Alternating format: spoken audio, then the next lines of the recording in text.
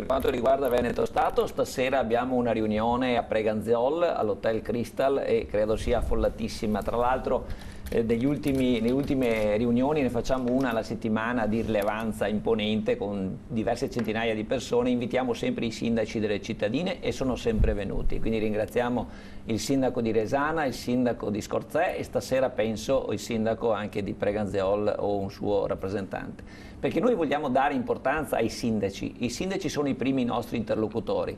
Il dramma dei cittadini lo avvertono innanzitutto loro e quindi noi siamo solidali con loro e troviamo una risposta molto attenta, molto sensibile dei sindaci a quello che è il nostro programma e il nostro progetto. Questa è una cosa significativa, vorrei dire quasi inaspettata per certi versi. Questo denota la loro sensibilità e la rilevanza del nostro progetto, che mira a risolvere una situazione di emergenza da un'ottica e da una prospettiva completamente nuova, diversa e positiva.